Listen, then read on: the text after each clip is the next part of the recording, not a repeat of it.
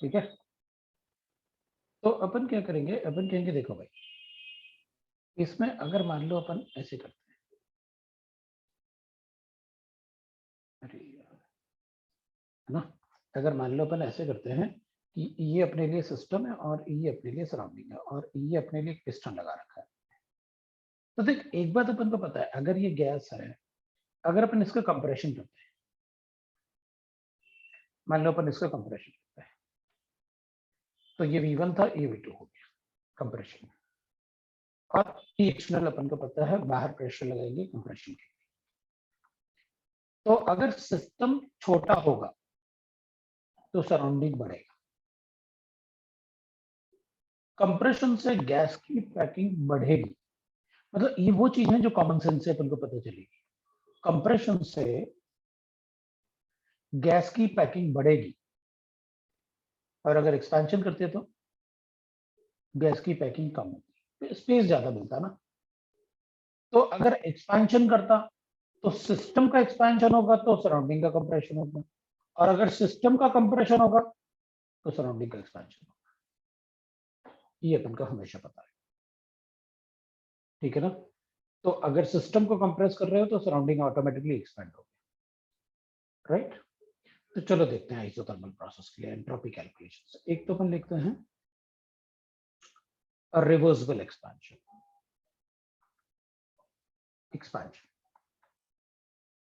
अब अपन को एक बात पता है, अगर एक्सपेंशन की बात कर रहे हो ना, तो एंट्रोपी का वैल्यू सिस्टम के लिए, अगर एक्सपेंशन की बात करोगे तो सिस्टम के लिए एंट्रोपी पॉजिटिव होगा लेकिन सराउंडिंग के लिए नेगेटिव होगा, क्योंकि एक्सपेंशन में ये पिस्टन ऊपर जाएगा, गैस को और जगह मिलेगी,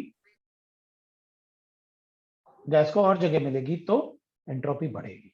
तो अपन को एक बात पता है कि भाई अगर हमें रिवर्सिबल एक्सपेंशन लिखना है और एंट्रोपी कैलकुलेट करना है, तो अपन को एक बात पता है, delta S total will be equal to delta S of system plus delta S of surrounding plus delta S of surrounding, ठीक है। अब अपन क्या करेंगे, अपन को एक बात पता है, अगर रिवर्सिबल वर्ड यूज हुआ है तो ये दोनों इक्वल टू 0 होने चाहिए। ये अपन ने पढ़ रखा है, for all reversible process delta S total is equal to 0।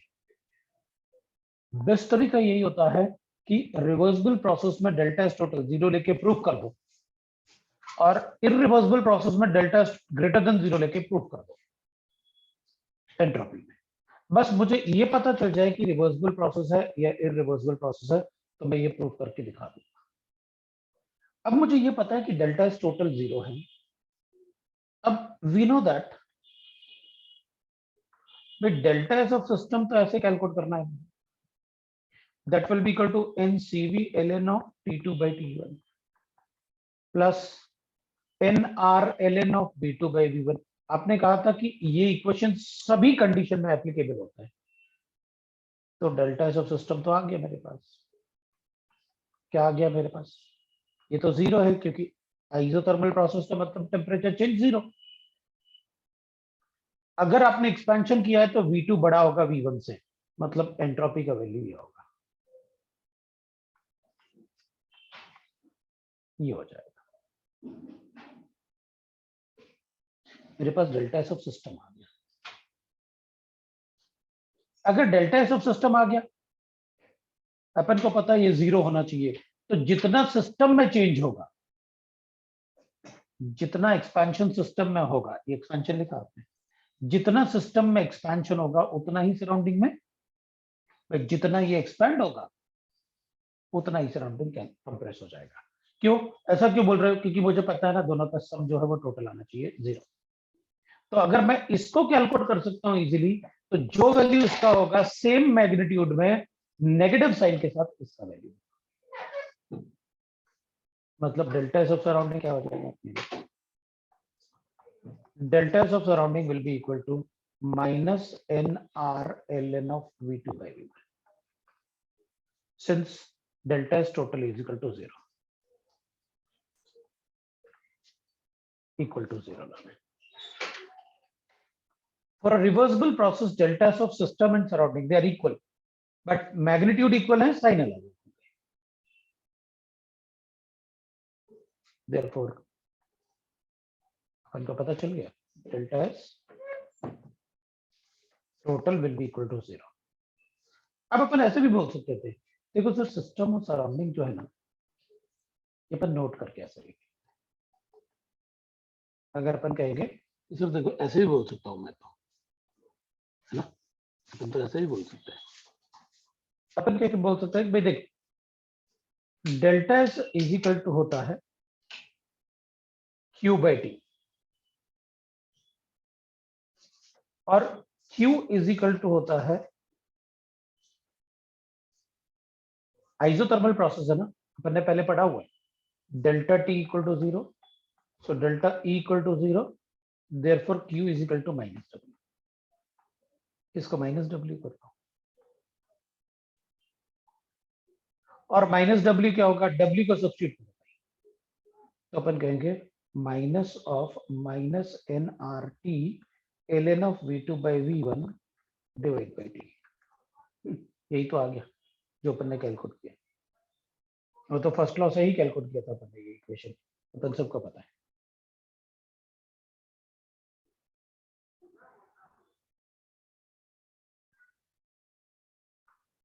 ठीक है, अब अपन से कोई पूछता है कि ये T2 बाई T1 0 कैसे हुआ, ये बताओ, तो ये क्या लिखा हुआ है जिसके लिए अपन पढ़ रहे हैं,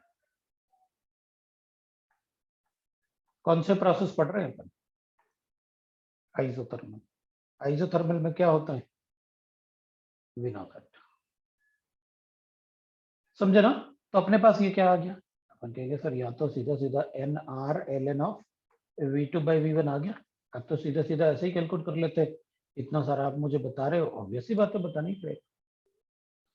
जितना सिस्टम के लिए अपन लिखेंगे उतना ही अपन को पता है magnitude will be same but their sign will be different. अगर सिस्टम का एक्सपेंशन करोगे तो सराउंडिंग का कंपैरिजन होगा।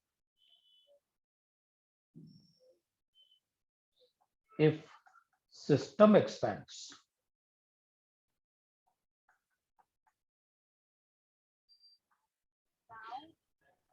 then surrounding compress, ये अपन को पता है।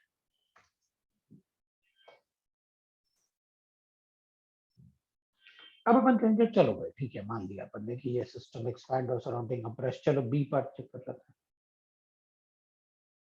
मान लो इरिवर्सिबल आइसोथर्मल एक्सपेंशन है, तो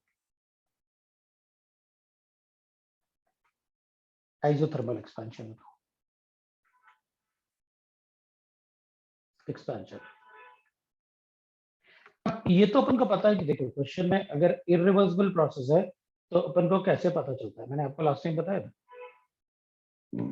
sudden expansion, expansion take place at constant external pressure, they always will be the parameter जो अपन को ये बताते हैं कि वो इरिवर्सिबल प्रोसेस है। अब देखो फॉर दिस प्रोसेस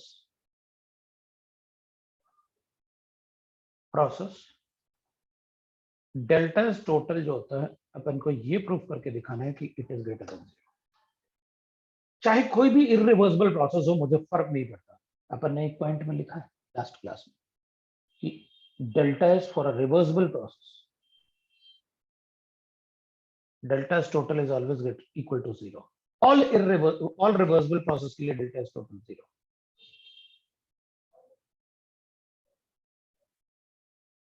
तो अपन ने सिस्टम के लिए कैलकुलेट किया, तो अपन ने कहा देख भाई सिस्टम मैंने कैलकुलेट कर लिया, ये 0 है, तो जितना ये होगा उतना ही होगा, बस साइन अलग होगा, मैग्नीट्यूड तो सेम होगा ना, तभी तो 0 आएगा। ये इक्वेशन 2 हो गया था अपने, दोनों के इसमें सब्स्टिट्यूट किया और बता दिया 0 है, सब्स्टिट्यूट क्या करना पता ही चल गया 0। अब अपन इरिवर्सिबल प्रोसेस की बात करेंगे। अपन कहेंगे देखो अब delta S of system plus surrounding, तो पहले तो मैं कहूंगा delta S of system, isothermal process है तो ये तो 0 है, ये आ गया ln of V2 by V1। अगर प्रेशर गिवन होता तो P1 बाई P2 लिख लेता मैं, अगर प्रेशर गिवन होता तो P1 पे मेरे पास सिस्टम तो आ गया, अपन को चाहिए सिस्टम प्लस सराउंडिंग। सिस्टम तो आ गया, अब सराउंडिंग कैलकुलेट करके बताना। अब पता क्या होगा, अपन कहेंगे ये अपने पास आ गया, ये अपन ने फर्स्ट ऑफ थर्मोडायनेमिक्स से जो इक्वेशन बनाया था ना ये वाला, अपन ने लिखा ये इक्वेशन हमेशा एप्लीकेबल होगा। अब तो आपको सराउंडिंग से डील करना होगा ना, क्योंकि अब दोनों इक्वल नहीं। अब अपन कहेंगे सिंस भाई इधर तो अपन को प्रूफ करना था ये कि भाई डेल्टा एस टोटल 0 है, तो अपन ने तो मैग्नीट्यूड बता दिया। यहाँ तो ऐसा नहीं है, यहाँ तो ग्रेटर देन 0 है, प्रूफ करके दिखाओ। तो अपन पहले ये देख रहे हैं कि देख भाई, since the surrounding is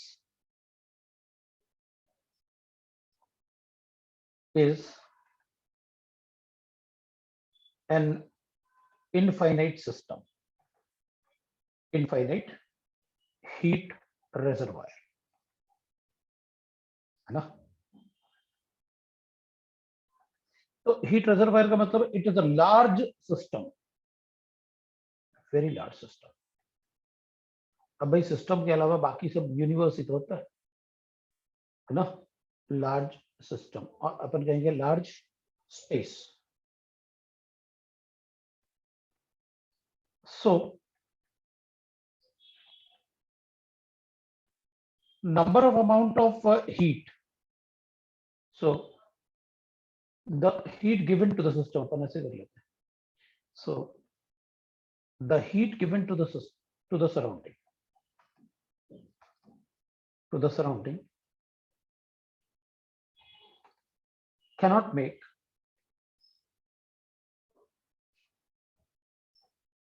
much difference, तो उसमें ज्यादा कुछ फर्क नहीं पड़ता, उसमें कुछ ज्यादा फर्क नहीं पड़ने वाला सराउंडिंग। सो अपन क्या करेंगे, hence all heat changes in the surrounding, all heat changes in the surrounding.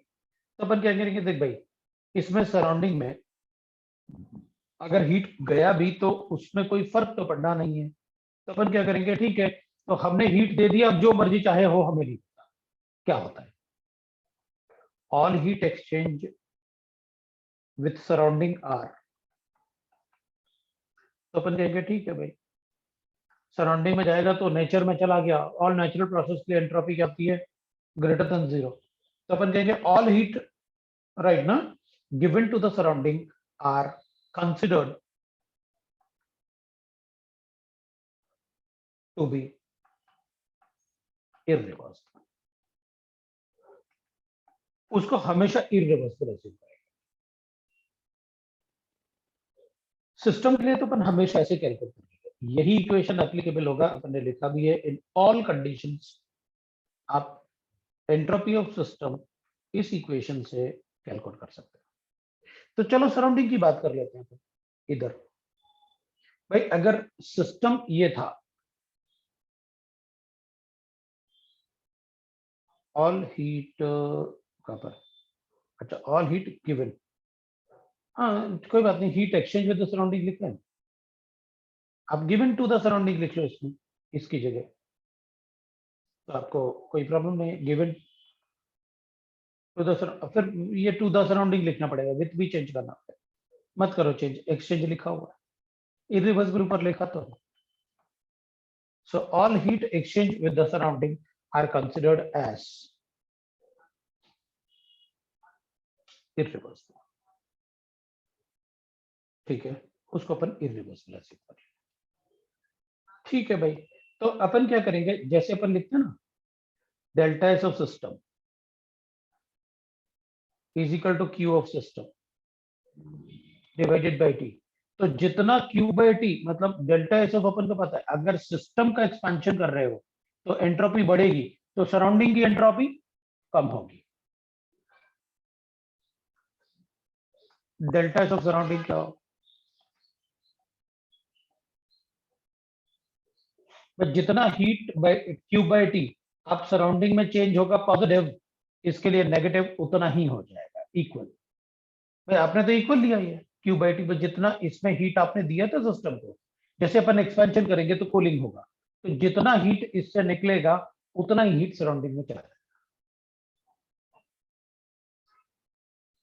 ये अपने लास्ट टाइम पॉइंट में भी लिखा था, delta S of system is equal to minus delta S of surrounding. तो अपन क्या करेंगे, ठीक है सर, हमें ये पता है कि देखो डेल्टा एस तो क्यू बाई टी होता है। अब अपन नेक्स्ट पेज पे चलेंगे, पहले आप लिख लो फिर अपन नेक्स्ट पेज पे चलते हैं। सर वो लाइन में समझ में आया, heat exchange with surrounding are considered to be irreversible.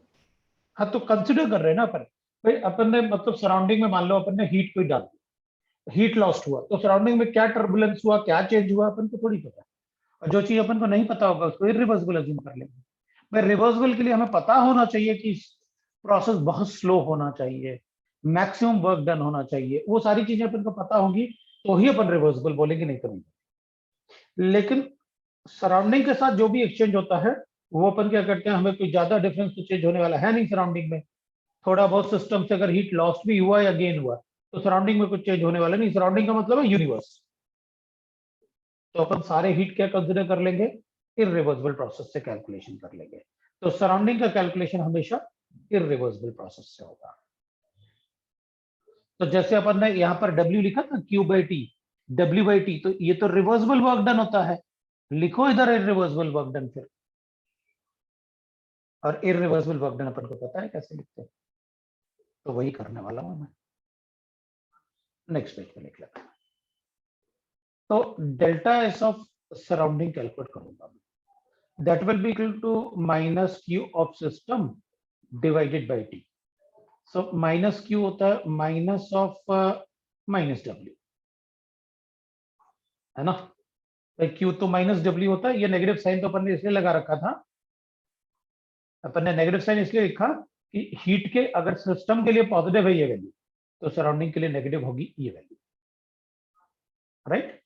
तो अपन लिखेंगे ठीक है भाई, ये हो जाएगा W बाई टी, और W होता है minus P external into V2 minus V1 होता है, तो डिवाइड बाई टी हो जाएगा।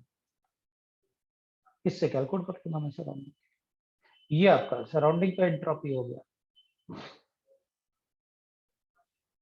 अब अपन कहेंगे ठीक है, अगर ये सराउंडिंग का एंट्रोपी है तो डेल्टा एस टोटल चाहिए ना मुझे, तो delta S of total is equal to हो गया अपने पास delta S of system plus delta S of surrounding. अब अपन को एक बात अच्छे से पता है कि इसमें आपने क्या लिखा हुआ है, वर्क डन से ही देख लेते हैं अपन, है इधर, इधर अपन ने क्या लिखा था, ये वर्क डन था, है वर्क डन अपन ने लिखा था माइनस ऑफ माइनस, तो प्लस आ रहा था, ये वैल्यू प्लस आ रही थी ना। तो अपन को तो ये पता है भाई, नेक्स्ट पेज पे चलते हैं अपन। तो अपन को ये पता है कि ये अपन ने कैलकुलेट किया था N R L N of V2 by, या ठीक है V1 इससे कैलकुलेट कर लो, प्लस ये कितना आया अपने पास delta S of surrounding minus, इसको मैं ना एक और चीज कर लेता हूँ, इसको ऐसे कर लेता हूँ मैं, इसको हटा रहा हूँ मैं, क्योंकि वो दोनों कंपैरिजन दिखे ना, कंपैरिजन दिखाना है मुझे कि भाई देखो कंपैरिजन में। तो अपन ने लिखा N R T L N of V2 by V1 divided by T, और ये अपने, और इसमें भी टेम्परेचर था तो दोनों में कंपैरिजन कर पाता था ना मैं, minus P external into V2 by V1 V2 minus V1 divided by T. अब दोनों में टी होगा तो कंपैरिजन इजी होगा आपके लिए, you know that।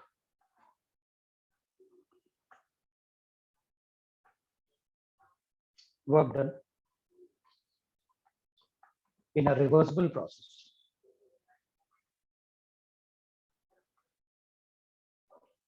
is greater than work done in an irreversible process. In irreversible process. So nRT ln of V2 by V1 is greater than, that is P external into V2 minus V1, ये negative sign हो जाएगा यहाँ से, ये value बड़ा होता है इस वाले वैल्यू से, तो क्या आ गया अपने पास,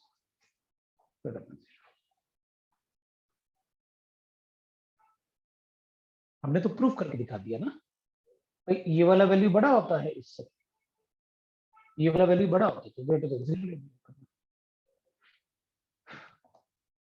और ये अपन को पहले से पता है, तो ग्राफ सब पढ़े हुए अपन ने, अगर रिवर्सिबल होता है तो ग्राफ अपन ऐसे लिख, work done is like this, और इसकी जगह अगर ये तो रिवर्सिबल वर्क डन हो जाएगा, और अगर इररिवर्सिबल वर्क डन होता है तो फिर ऐसे क्या,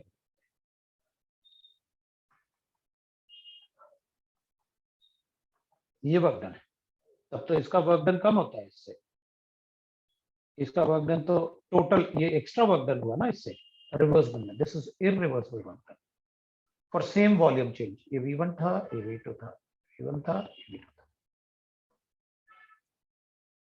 ये तो पता है ना अपन को, so we are able to write that.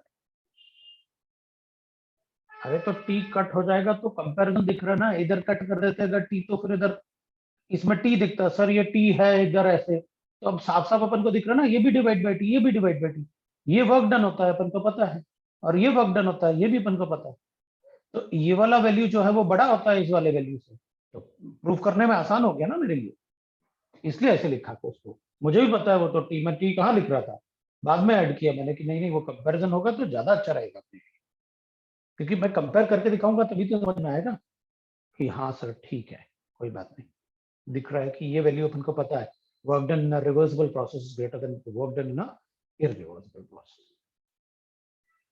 This is isothermal process, entropy change in a isothermal reversible and irreversible process, ये रिवर्सिबल प्रोसेस था। अब देख सीधा सीधा अपन इतना सारा नहीं पढ़ने वाले, अपन से बता दो, ये बता दो रिवर्सिबल प्रोसेस या इररिवर्सिबल, अगर रिवर्सिबल है तो डेल्टा एस में इससे कैलकुलेट करूंगा और इसका नेगेटिव साइन लेके बता दूंगा भाई मुझे पता है रिवर्सिबल प्रोसेस की डेल्टा एस टोटल 0 होता है, तो जितना सिस्टम से आएगा वही सराउंडिंग होगा, इररिवर्सिबल है तो उसके लिए अपने पास ये सेंटेंस होगा हमेशा, चाहे कोई भी इररिवर्सिबल प्रोसेस, सराउंडिंग का हमेशा कैसे कैलकुलेट करेंगे अपन, इररिवर्सिबल अज्यूम करके, तो इररिवर्सिबल में कैसे क्यों कैलकुलेट करते हैं वो अपन को फर्स्ट लॉ से सीखा अपन, आ गया अपन से, तो अपन ने वही क्यू तो कैलकुलेट किया कि delta S of surrounding, system का अगर पॉजिटिव होगा तो सराउंडिंग को नेगेटिव लेना पड़ेगा, ले लिया, अब Q is equal to minus W होता है तो Q की जगह पर माइनस डब्ल्यू लिख लिया, अब माइनस माइनस प्लस हो जाएगा तो W बाई टी आ गया, और W अपन को पता है कि आप कभी भी लिखोगे minus T extend into V2 minus equal लिखना पड़ेगा, वो साइन का प्रॉब्लम नहीं है, साइन का हमेशा ध्यान रखना अपन ने क्या किया। अब अपन पढ़ेंगे adiabatic process,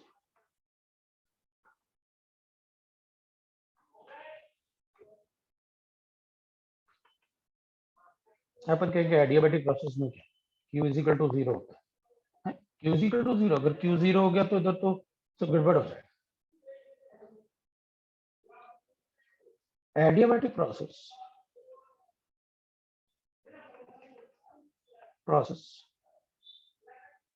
is isolated process, so heat cannot enter or leave the system, ये तो पहले से पता है, leave the system, कोई नई बात बताओ, अगर आइसोलेटेड प्रोसेस बनाएंगे अपन तो अपन को पता है सर, देखो आइसोलेटेड प्रोसेस का मतलब है एक सिस्टम ले लेते हैं अपन,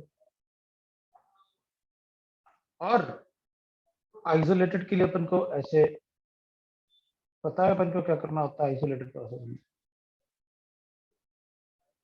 तो आइसोलेटेड प्रोसेस में ये तो या वैक्यूम होता है अपन को पता है, अब इसमें से मान लो अपन ये पिस्टन लगा देते हैं, अरे यार कहीं ना कहीं स्लिप हो ही जाता है, ठीक है इधर अपन एक पिस्टन लगा देते हैं, ये अपन एक पिस्टन लगा,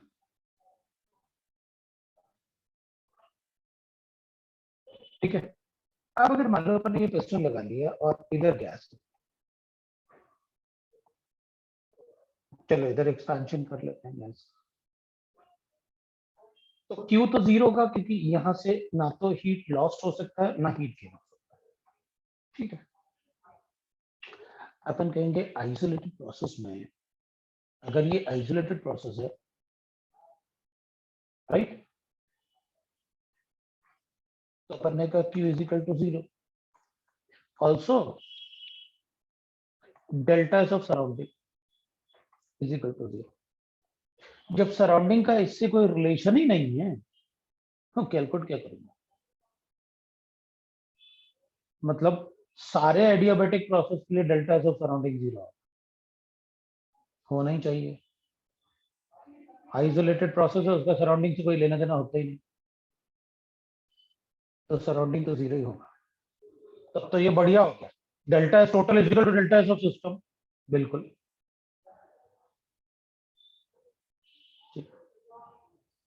अब अगर सराउंडिंग 0 हो जाएगा, therefore delta S total is equal to delta S of system, और डेल्टा एस ऑफ सिस्टम अपन को कैलकुलेट करना आता है, वो तो सीधा इक्वेशन से कैलकुलेट होता है।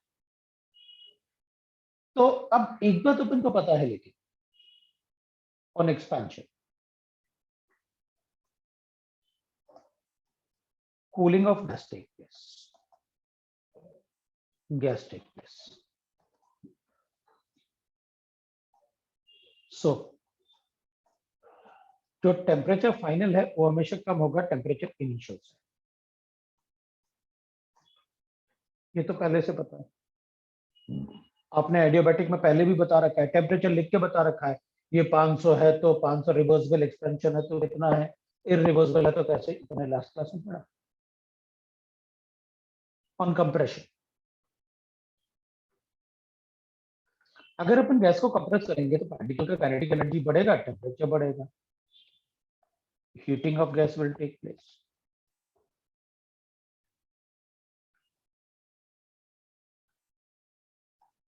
So temperature of final is greater than temperature of initial.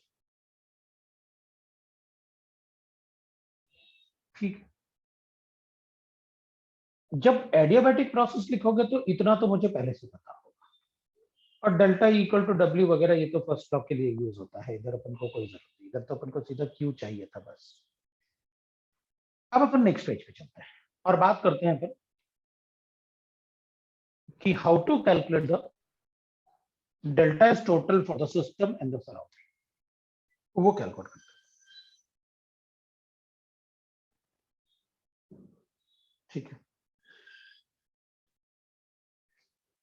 अब अपन नेक्स्ट पेज पे चले, लिख लिया होगा तो भाई डन लिख देना, तो फिर मैं नेक्स्ट पेज पे जाके वहां पर, वेट।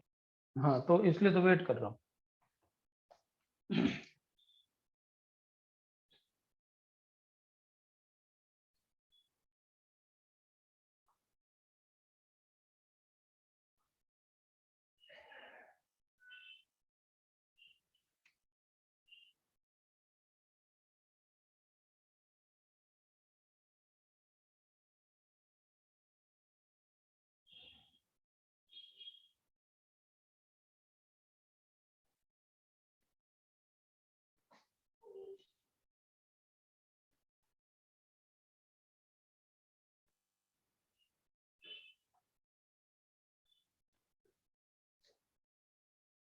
हो गया,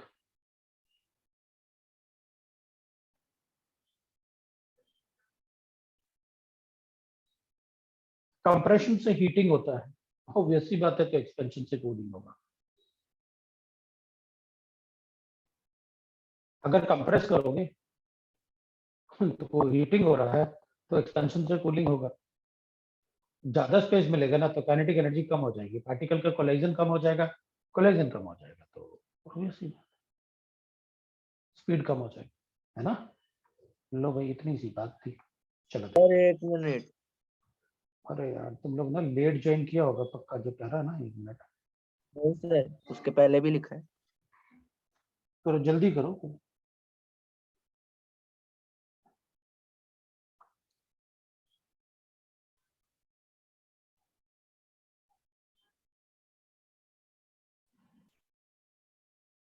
डन सर। अपन लिखेंगे reversible adiabatic process.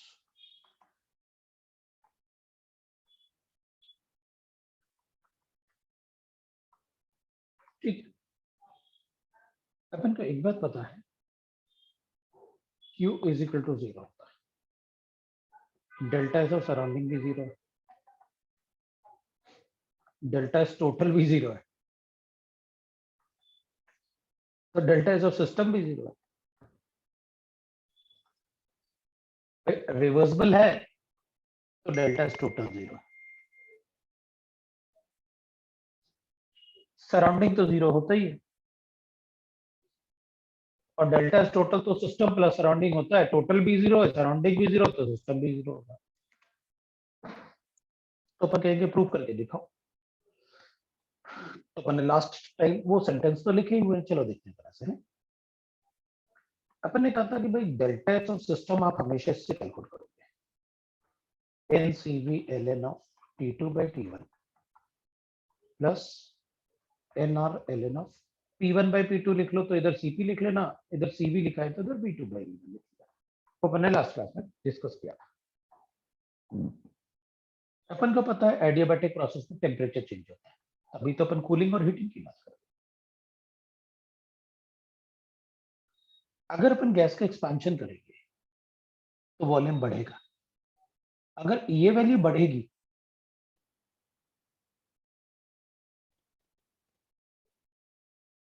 For expansion, है ना, V2 is greater than V1, V2 is greater than V1, but T2 is less than T1। भाई जब अपन एक्सपेंशन करेंगे तो वॉल्यूम बढ़ेगा, ये वैल्यू बढ़ेगी, लेकिन कूलिंग होता है तो टेम्परेचर कम हो जाएगा इससे। भाई अपन क्या करेंगे कि अगर आपने एक्सपेंशन किया तो वॉल्यूम बढ़ा तो एंट्रोपी बढ़ी, लेकिन उसके साथ साथ कूलिंग भी तो होगा, और कूलिंग होगा तो उसी प्रोपोर्शनेट में टेम्परेचर कूल कर देता है उसे, इसलिए डेल्टा एस टोटल 0। तो अपन लिखते हैं कि भाई देखो, the increase in entropy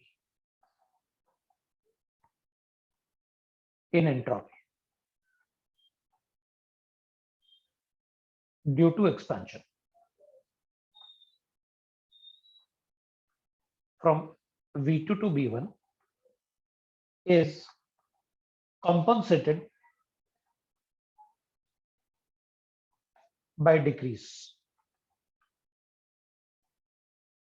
in entropy due to decrease in temperature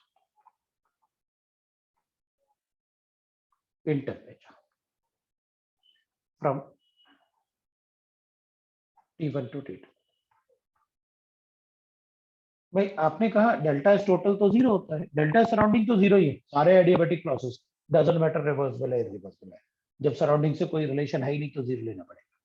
तो इन दोनों से कैलकुलेट करना होता है, सभी रिवर्सिबल प्रोसेस के लिए डेल्टा एस टोटल होता है, तो सिस्टम भी 0 हो गया। तो अपन क्या करें, अगर ये 0 है इसका मतलब इन दोनों के मैग्नीट्यूड इक्वल है, और मैग्नीट्यूड अगर इक्वल है तो चलो लिख देते हैं फिर तो ऐसे कि देख भाई, अगर मैं वॉल्यूम चेंज करूंगा NR ln of V2 by V1, जितना इसमें इंक्रीज हुआ उतना ही टेम्परेचर से डिक्रीज हो गया एंट्रोपी, ये आ जाएगा बस। That's why we say that delta is total equal to 0. That's why we say that delta is total equal to 0. इसका मतलब यहाँ एंट्रोपिक चेंज होता ही नहीं है, so the process is called आइसोएंट्रोपिक।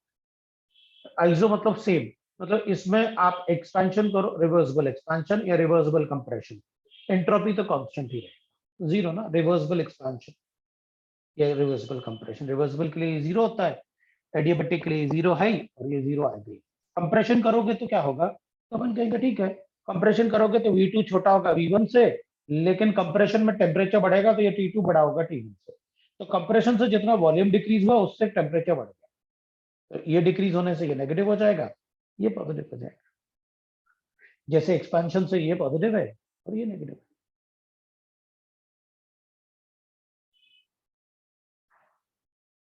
और reversible adiabatic process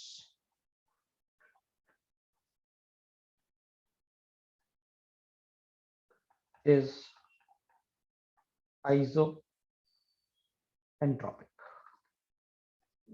Entropy will remain constant for reversible adiabatic process. तो अगर इसकी जगह मैं इरिवर्सिबल प्रोसेस करूं तो जब भी इरिवर्सिबल प्रोसेस करेंगे ना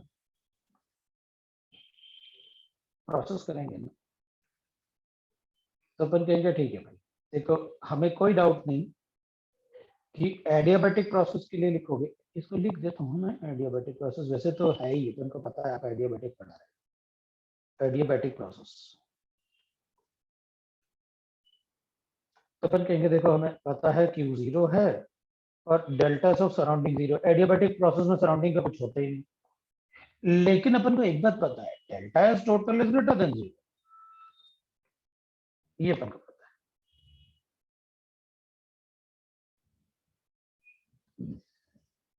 और delta S total greater than 0 है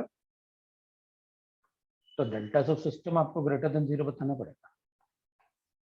ये तो 0 है और ये सिस्टम प्लस सराउंडिंग होता है तो ये तो 0 है, अपन को पता है, तो अगर ये ग्रेटर देन 0 है तो ये भी ग्रेटर देन 0 होना चाहिए।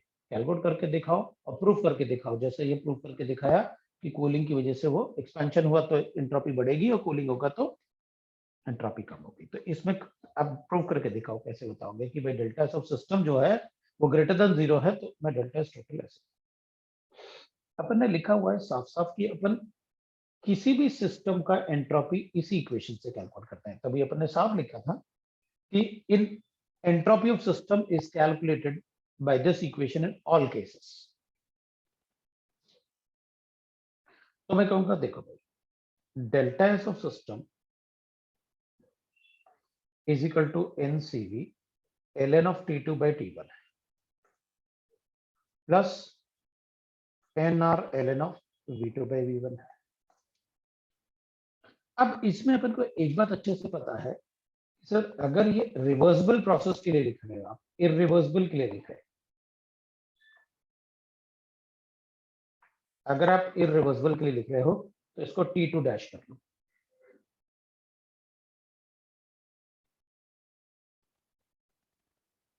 फर्स्ट लॉ में पढ़ा अपन ने अच्छे से, अपन T2 डैश क्यों लिखते हैं? क्योंकि इरिवर्सिबल प्रोसेस में delta E is not equal to done. तो अपन कहते हैं देख भाई, मैंने प्रेशर वर्क डन तो इतना ही चेंज किया था V2 माइनस V1, लेकिन उसके कंपैरिजन में इसमें टेम्परेचर चेंज नहीं आया उतना। अगर रिवर्सिबल प्रोसेस होता है तो जितना टेम्परेचर चेंज होता है उतना ही वर्क डन होता है। इरिवर्सिबल का मतलब है मैंने जितना टेम्परेचर चेंज किया उसके रिस्पेक्ट में वर्क डन नहीं आया मेरे पास। और ये अपन को पता है क्या है, ये इरिवर्सिबल वर्क डन है, सराउंडिंग तो 0 है, अपन इरिवर्सिबल की बात नहीं कर रहे, लेकिन इसमें से अपन T2 डैश कैलकुलेट करते हैं। अब ठीक है, वो तो T2 डैश वाली बात है, लेकिन आप यहाँ बताओगे कैसे? तो अपन कहेंगे देखो मैंने क्या किया, जैसे अपन रिवर्सिबल प्रोसेस करते हैं ना, तो अपन कहेंगे देखो सर, मैंने तो जैसे इसमें ये जो रिवर्सिबल लिखा ना, तो जैसे रिवर्सिबल में मतलब एक्सपेंशन करना था अपन को, मान तो अपन ने कभी मैंने रिवर्सिबल में एक्सपेंशन किया गैस का, ठीक है, अपन ने गैस का एक्सपेंशन कर दिया।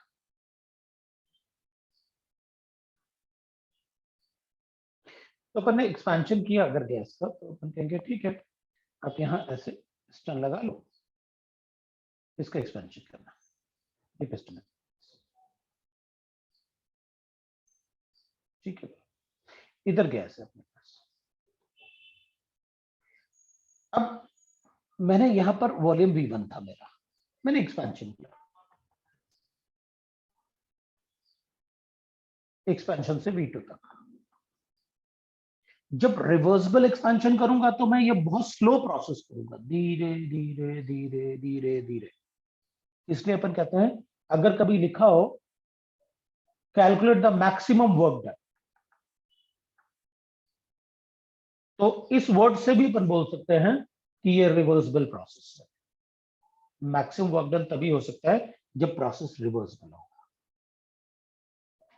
राइट? ठीक है, तो अपन कहेंगे जब रिवर्सिबल प्रोसेस था तो अपन ने धीरे धीरे धीरे धीरे एक्सपेंशन किया, और जब धीरे धीरे एक्सपेंशन कर रहे तो वॉल्यूम बढ़ रहा था, एंट्रोपी जितनी बढ़ रही थी, लेकिन टेम्परेचर कम होने से उतनी एंट्रोपी कम हो रही थी। तो अपन ने कहा जितना एंट्रोपी वॉल्यूम से बढ़ रहा था, टेम्परेचर की वजह से उतना ही कम हो रहा था, इसलिए डेल्टा एस टोटल अपना सिस्टम का 0 आया था रिवर्सिबल में। अभी क्या, तो अपन कहेंगे देखो इरिवर्सिबल में क्या होता है, आप सडन एक्सपेंशन कर दोगे V1 से V2 तक, इन दोनों में इरिवर्सिबल में प्रेशर डिफरेंस काफी कम होता है, तो सडन एक्सपेंशन हो गया, तो वॉल्यूम तो उतना ही चेंज आया, लेकिन टेम्परेचर में उतना चेंज नहीं आता। T2 डैश अपन ने लास्ट टाइम लिखा था ऐसे करके, T1 is equal to 500 kelvin है, तो रिवर्सिबल एक्सपेंशन अगर होगा तो अपन ने कहा था T2 का वैल्यू जो है वो 200 केल्विन आएगा, और अगर मान लो ये इरिवर्सिबल एक्सपेंशन होता तो इसमें T2 का वैल्यू जो होगा T2 डैश होगा, इसको 280 लिखा था अपन ने क्लास में, वो कुछ भी हो सकता है 200 से कितना भी। तो यहाँ पर टेम्परेचर अगर 300 का डिफरेंस आ रहा है तो यहाँ टेम्परेचर अपन ने 220 का, मतलब उससे कम डिफरेंस होगा। और एडियाबैटिक में अपन वर्क डन लिखते हैं NCV delta that is T2 minus T1, तो ये डिफरेंस जितना ज्यादा होगा उतना ज्यादा वर्क डन होगा। तो अपन को पता है रिवर्सिबल में ज्यादा वर्क डन होता है रिवर्सिबल। ये सारा पार्ट मैंने वापस लिख के इसलिए बताया ताकि आपको याद रहे कि हाँ ऐसा पढ़ा है ये सब कुछ अपन ने, ये सब कुछ मैंने पहले पढ़ा है आपको फर्स्ट ऑफ थर्मोडायनामिक्स। तो मैं क्या कहूंगा, मैंने वॉल्यूम चेंज तो उतना ही किया जितना मैंने और रिवर्सिबल में किया था। इसका मतलब है कि अगर मैं इतना वॉल्यूम चेंज करूंगा जितना रिवर्सिबल में किया, तो फिर इधर टेम्परेचर चेंज कितना आना चाहिए, तो अपन कहेंगे for volume change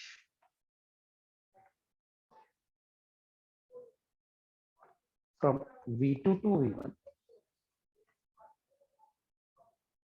the temperature change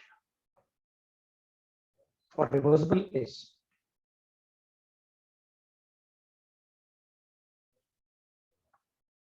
process is T2 to T1 from equation 1 लिख लेते हैं इसको।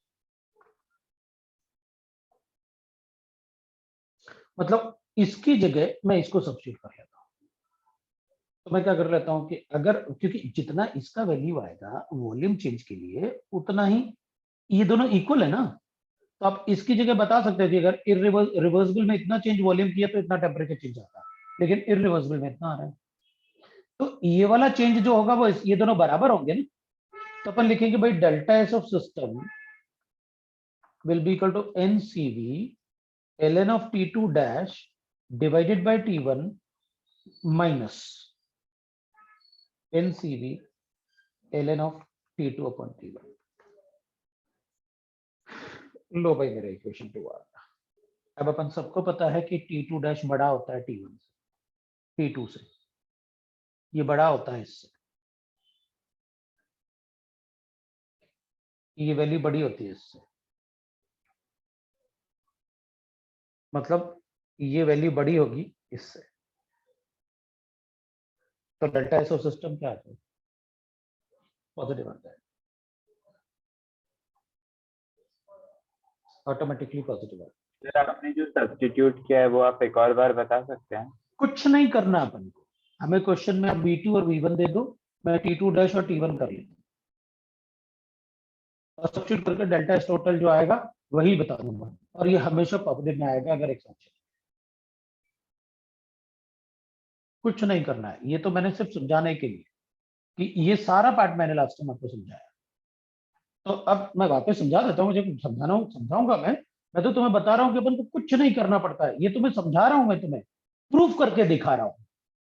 वरना कैलकुलेशन के लिए तो अपन कहेंगे देख भाई रिवर्सिबल है, Q zero, surrounding zero, reversible delta is total, system zero, खत्म बात।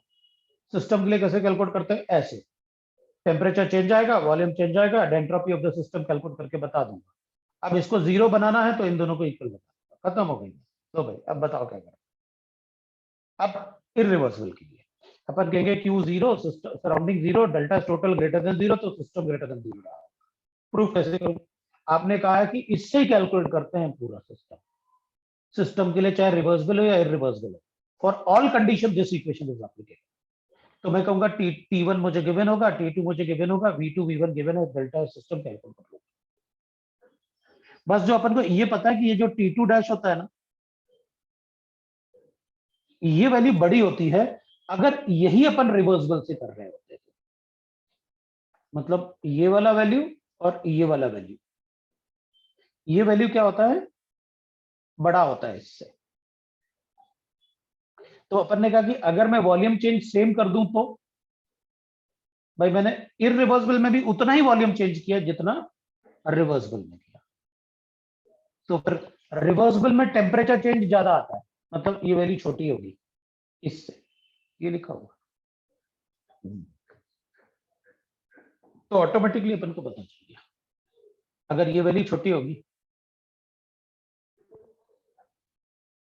ये वैल्यू छोटी होगी इससे, तो ऑब्वियसली बात है डेल्टा एस टोटल क्या आने वाला है, ये वैल्यू बड़ा आएगा उतने ही वॉल्यूम चेंज के लिए जितना इधर आया। तो delta S greater than zero तो आएगा ही आएगा। सिस्टम जीरो, ये जीरो था सिस्टम, तो ये ग्रेटर देन जीरो ही आएगा। तो अपन ने क्या किया?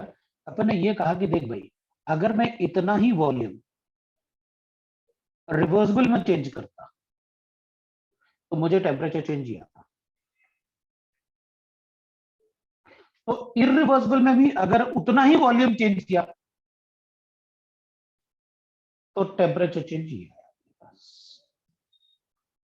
तो अपन ने कहा यार इतना वॉल्यूम चेंज के लिए तो टेम्परेचर चेंज इतना आता है।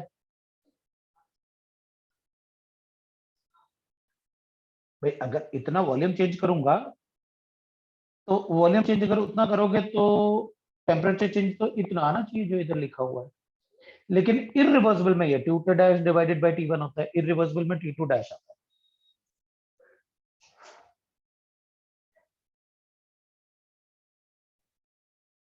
कैलकुलेट कर दिया अपनी। तो अपन ने क्या किया कि इस वॉल्यूम की जगह NR V2 ln of V2 पर V1, इसकी जगह अपन ने इसको सब्स्टिट्यूट कर दिया कि ये किसके बराबर होगा? टेम्परेचर के टर्म में इसके बराबर। ये बराबर है ना दोनों टेम्परेचर के टर्म में, तो ये टेम्परेचर के टर्म में इसके बराबर होगा। दोनों को इक्वल लिख लेते हैं। Since T2 dash is greater than T1 T2, so delta S of system will be greater than 0।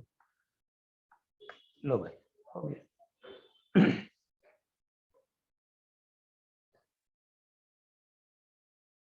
ये अपन ने कैलकुलेट कर लिया एडियाबेटिक प्रोसेस।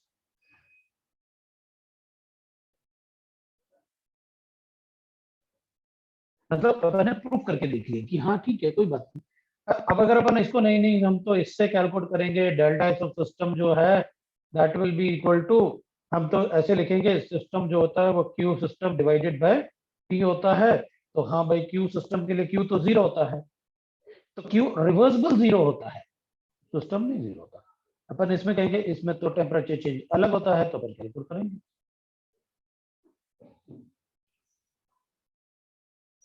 पता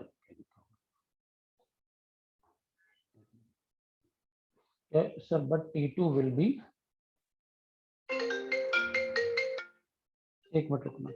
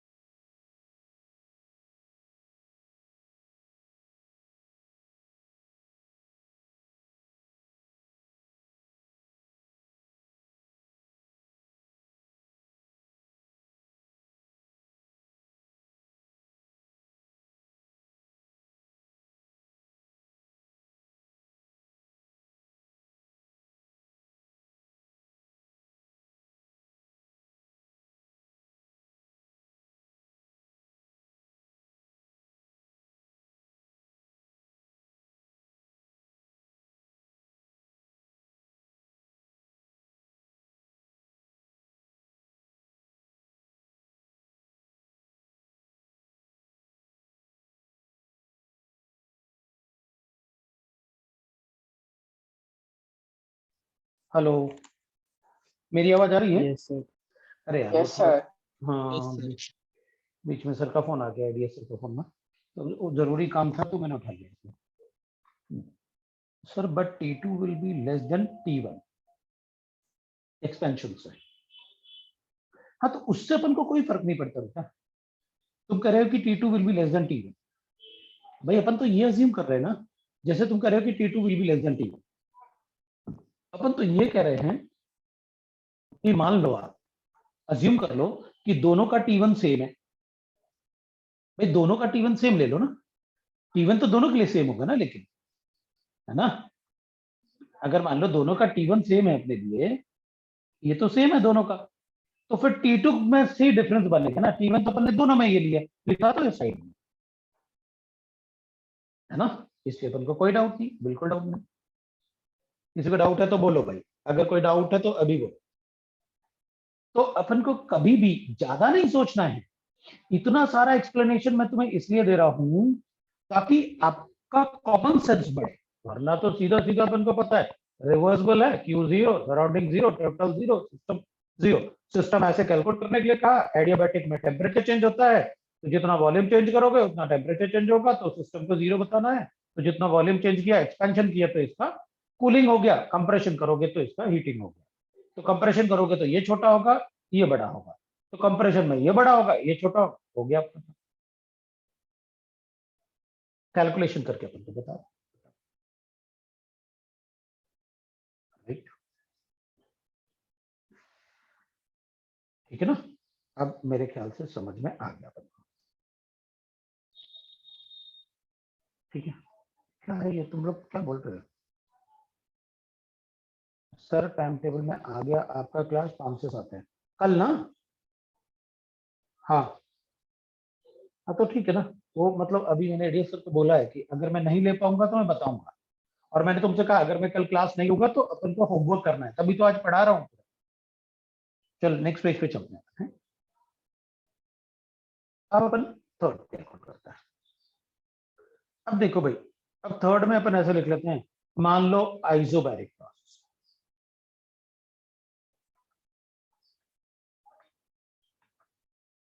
और अपन को एंट्रोपी कहेंगे। तो अपन कहेंगे देखो, आप अगर सिस्टम की बात करोगे, आप अगर मान लो, मतलब अपन रिवर्सिबल और इरिवर्सिबल लिख लेते हैं, और रिवर्सिबल की बात करो, pressure is constant, isobaric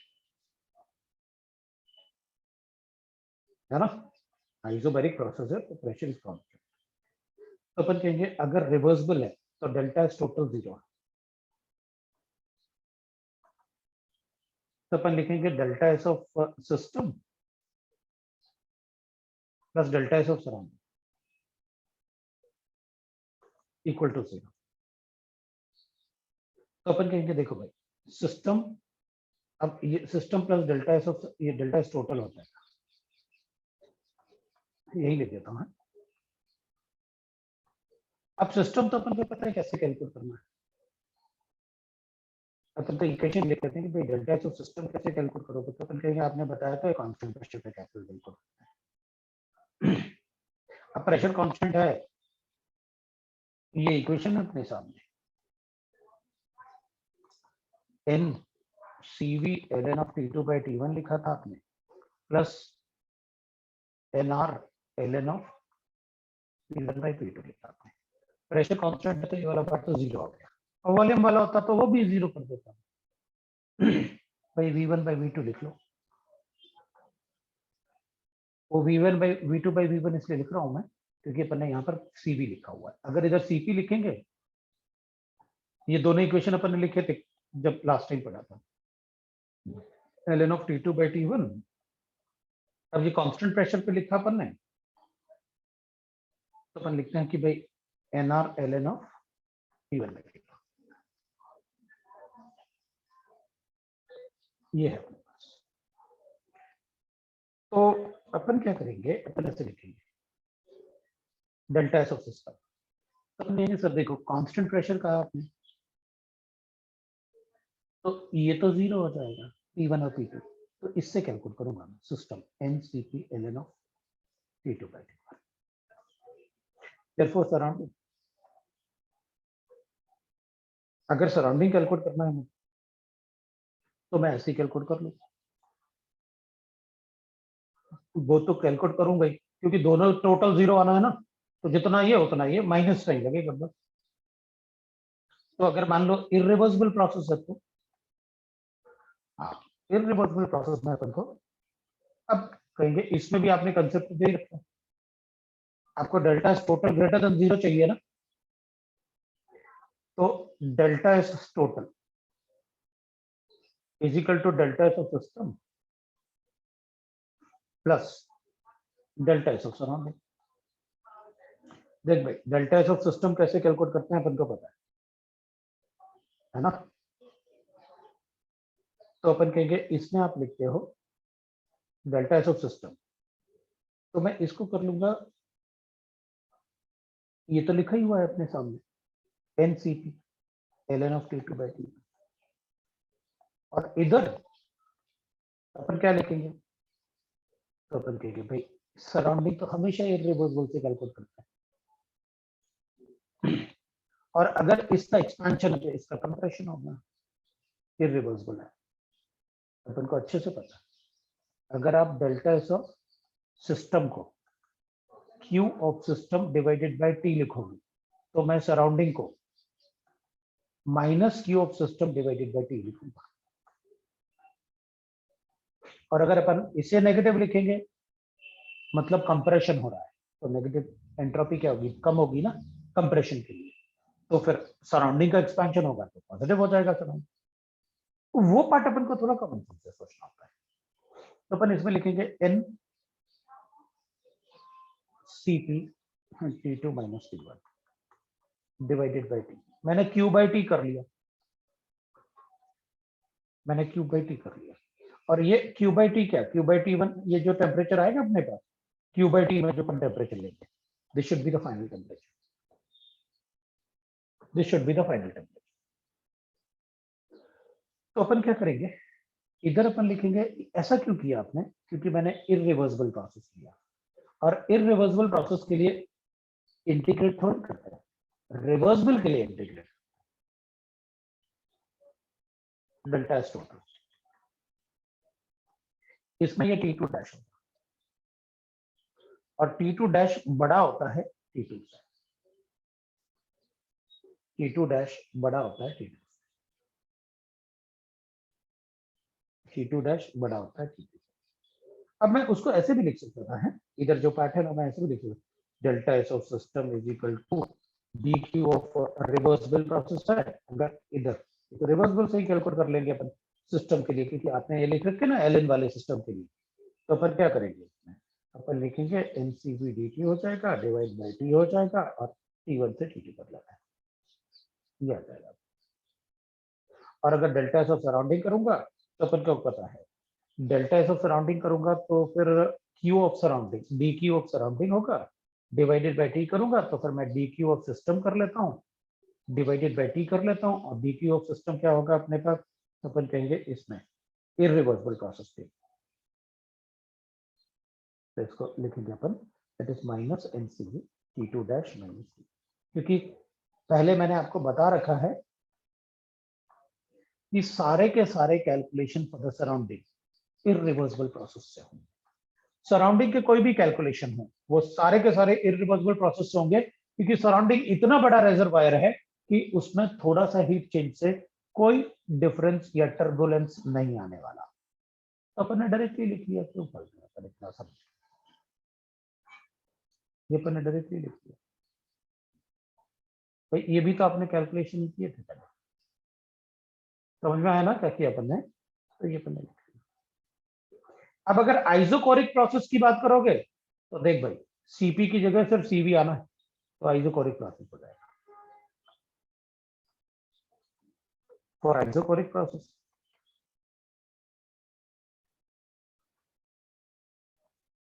we have to write एक constant one, so we will replace CV by CV in above equations. बस हो गया, ये अपन को कैलकुलेशन करना है एंट्रोपी चेंज में, ये अपने एंट्रोपी चेंजेस है। वैसे पता एंट्रोपी चेंज में इन इक्वेशन से क्वेश्चन ज्यादा नहीं आते और कैलकुलेशन तो बिल्कुल नहीं, कंसेप्चुअली पूछेंगे वो आपसे।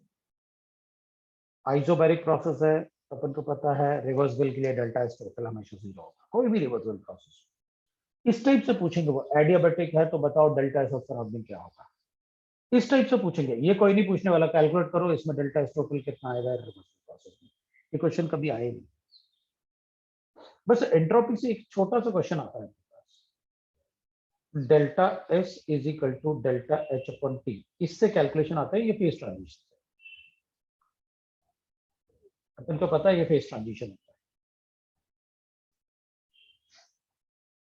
और अपन से वो पता क्या करेंगे, टी कैलकुलेट करवाएंगे delta H upon delta S, और अपन को क्या देंगे वो, इसको किलो जूल में देंगे और इसको जूल्स में देंगे, जबकि दोनों किलो जूल में होने चाहिए।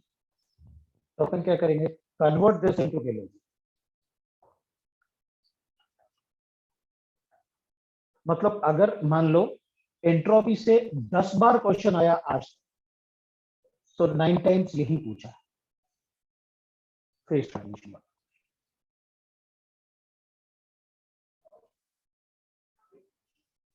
नाइन टाइम्स यही पूछा है, मतलब 9 टाइम यही पूछा है क्वेश्चन।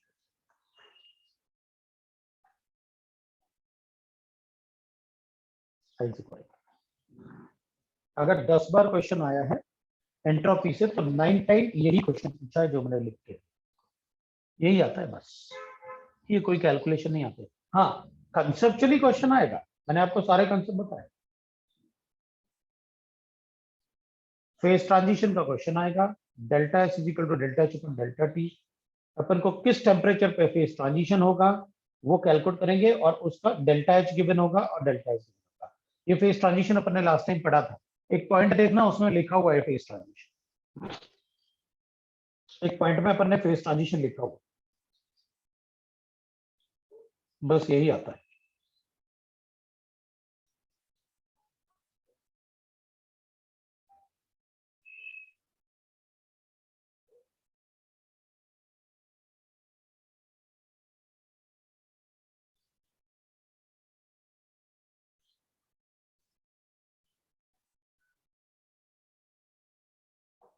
ठीक है, तो नेक्स्ट पेज पे चलेंगे। ठीक है, सर मैं डिस्कनेक्ट हो जाता हूँ। हो जाए तो बता दे।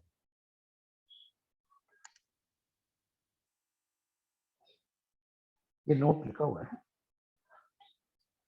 क्योंकि ये तो फेज ट्रांजिशन है और ये तो विद सेम फेज में थे सारे के।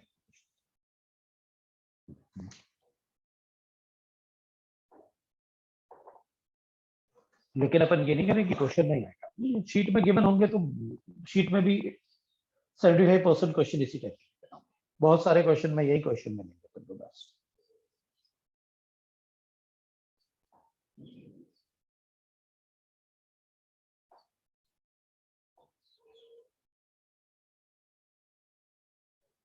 अपना पी ब्लॉक बचा हुआ है स्कूल के लिए ना, स्कूल के लिए क्या अपन तो पढ़ ही लेंगे, अपन ये टॉपिक पढ़ रहे हैं पूरे ही पढ़ रहे हैं, शीट सॉल्व करनी है अपन को।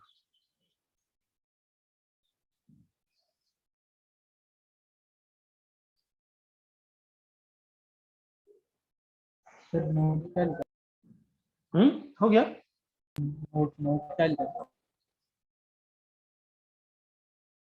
पता नहीं है, तेरी आवाज कट रही है, उसमें क्या लिखा है? कहाँ पर? नोट क्या लिखा है? नोट में फेज ट्रांजिशन लिखी, फेज ट्रांजिशन, हो गया सर। ये फेज ट्रांजिशन ठीक है बेटा, एक बार और लिख देता हूँ ना। सर बोल। सर वो AP4 और 5 का सर हाइड्रोकार्बन थोड़ा बचा था, तो फिर से वो आप पढ़ाएंगे या फिर रिकॉर्डेड लेक्चर दूसरे बैचेस के देख के कर ले? नहीं नहीं, रुक जा, संडे तक मैं पढ़ा दूंगा। अच्छा, तुम अपन ने कहा था ना ओके कि सर। अपन रात को भी लगाओगे क्लास तो भी चलेगा, 10 से 11 भी लगाओगे रोज तो भी चलेगा। Yes sir. चलेगा ना? तो मैं पहले से ही बोल देता हूँ तुम लोगों को कि कब अपन, क्योंकि इस वीक में अपन कर लेंगे यार, वो हाइड्रोकार्बन AP4 AP5 का खत्म कर लेंगे और बाकी जिसको आना है वो आ जाए। तो अपन रिवीजन करके क्लास लगाएंगे, लेकिन कंपलसरी कर लेंगे AP4 AP5 को, है ना? वो खत्म कर लेंगे तो ठीक रहेगा आपके लिए, तो स्कूल के लिए भी अच्छे से हो यस जाएगा। सर। ठीक है, मैं नेक्स्ट पेज पे जा रहा हूँ। अब ना अपन थोड़ा सा पढ़ेंगे थर्ड लॉ ऑफ थर्मोडायनेमिक्स, वो थोड़ा सा ही है, law of thermodynamics.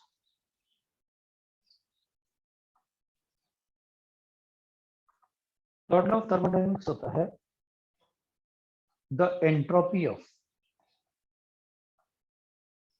All perfectly crystalline substance।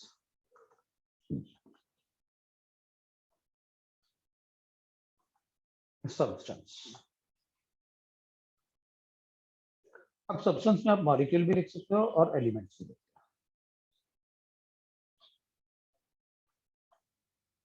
हो। will be zero at absolute temperature। अब एब्सोल्यूट टेम्परेचर पे तो कोई मॉलिक्यूलर मूवमेंट होता ही नहीं है, तो हो गई, दैट इज 0 केल्विन ना, वो तो हो गई। अब इसमें भी एक्सेप्शंस हैं कि भाई एक्सेप्ट, मतलब इनके लिए CO NO N2O, वैसे ये तीनों गैसेस अपन ने न्यूट्रल गैसेस में भी पढ़ा हुआ है, इनके लिए 0 केल्विन पे भी 0 नहीं होता है। I2 सॉलिड, ग्लास, बस इतना ही एग्जांपल लिखूंगा, मैंने एक्सेट्रा भी नहीं लिखा, आपको इतना ही पता होना चाहिए बस। इससे ज्यादा अपन से कोई पूछेगी नहीं कि कोई एक्सेप्शन बता दो। अब पता क्या होता है, जैसे अपन ने थर्ड लॉ ऑफ थर्मोडायनेमिक्स पढ़ा, परफेक्टली क्रिस्टलाइन सब्सटेंस के लिए 0 होता है, वो तो हो गई, यही होता है थर्मोडायनेमिक्स का थर्ड लॉ, भाई सभी परफेक्टली क्रिस्टलाइन सब्सटेंस के लिए एट 0 केल्विन, क्योंकि 0 केल्विन पे तो कोई मॉलिक्यूलर मोशन हो गई नहीं, ये एक्सेप्शन है। ये एक्सेप्शन क्या है?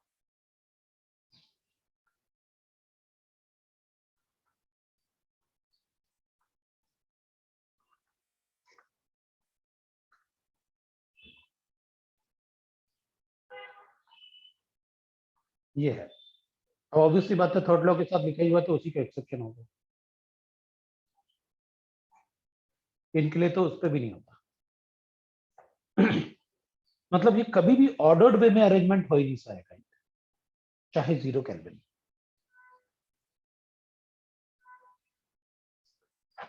अपन एक एंट्रोपी लिखते हैं, एक एग्जांपल लिख रहा हूं, उसमें आपको ना काफी सारा एंट्रोपी का ऑलमोस्ट पूरा ही पार्ट आता है। एक एग्जांपल लेते हैं जिसमें अपन एंट्रोपी कैलकुलेशन करते हैं, ठीक है ना? सर आपने नॉट जीरो के आगे क्या लिखा है? नॉट 0 इवन एट, इवन था यार, अच्छा इवेंट लग रहा, इवेंट लिखा था, even at.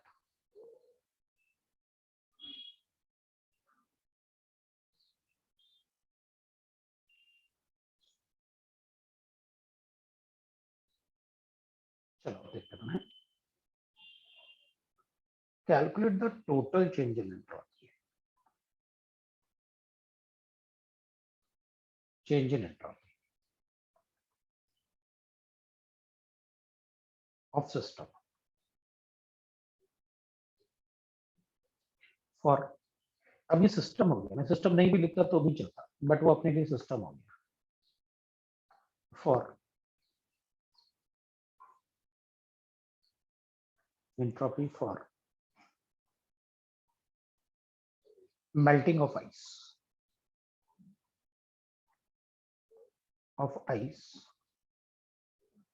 from minus 10 degrees centigrade to 110 degree of centigrade। at constant pressure.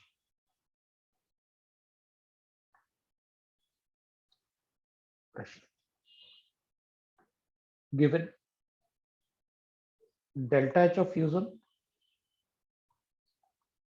x kilojoules and delta H of vaporization y kilojoules. ये मुझे कहना है, ये पर मोल में, और ये हमेशा पर मोल के लिए।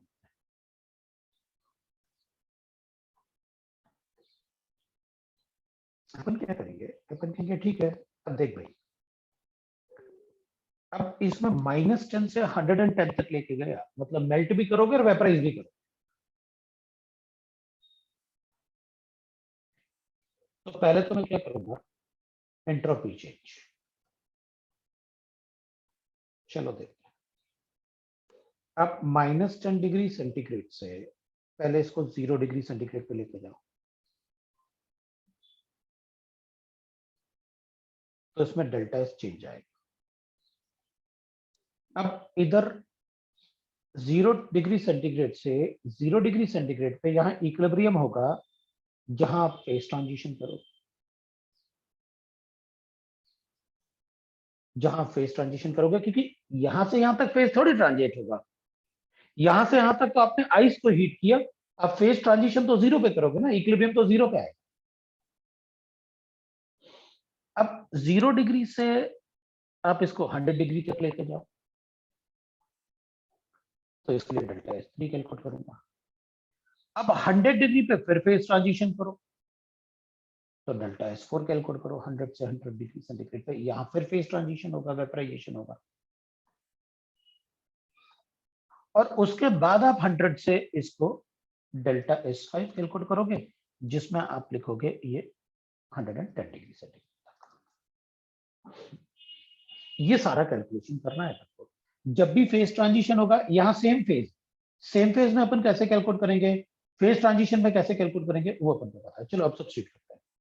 तो आपने कहा system delta S of total for system, तो मैं ये सिस्टम, क्योंकि सराउंडिंग की अपन बात नहीं कर रहे कांस्टेंट प्रेशर, मैं तो सिर्फ सिस्टम के लिए मेल्टिंग ऑफ आइस कैलकुलेट कर रहा हूँ।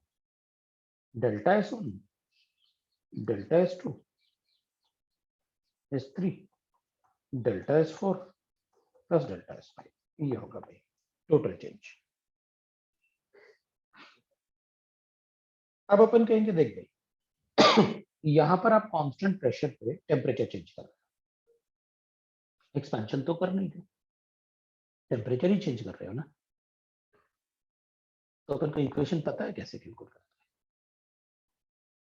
हैं, n Cp ln of T2 by T1 plus T2 कितना होगा, ये 273, ये कितना होगा 263 केल्विन, ये 273 है, ये 263 है। अपन सब्स्टिट्यूट भी कर लेंगे बाद। ये क्या होगा, फेज ट्रांजिशन, तो आपको देना पड़ेगा delta H of fusion divided by temperature of fusion. Temperature कितना, 0 डिग्री 273।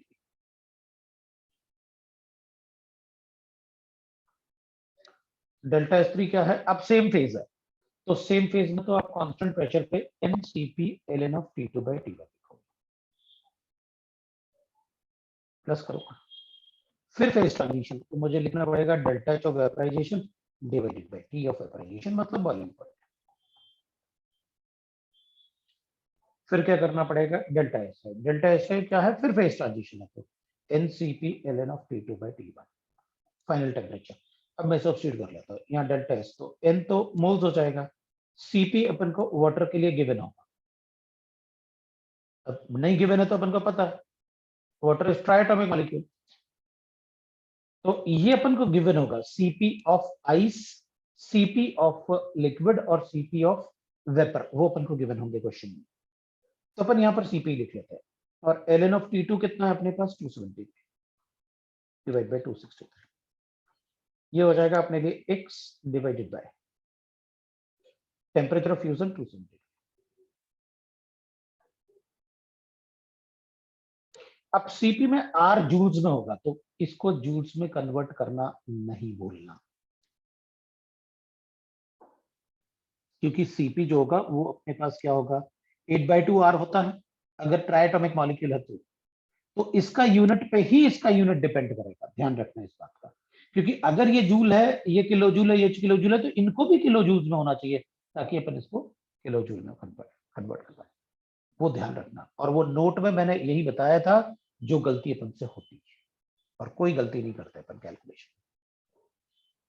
फिर अपन क्या करेंगे, फिर लिखेंगे एनसीपी। अब T2 कितना है, तो भाई फेज ट्रांजिशन के बाद आप लिखोगे ln ऑफ 373 डिवाइडेड बाय 270। अब अगर वेपराइजेशन करो, इसको y को जूल्स में कन्वर्ट करो और ये 373 लिखो। अब क्या करोगे आप, तो इसको आप लिखोगे NCP ln of 383 divided by 373। लो, ये टोटल कैलकुलेशंस हो गए। आपको x और y का अगर न्यूमेरिकल डाटा देगा ना तो कैलकुलेट कर, ये होता है फेज ट्रांजिशन।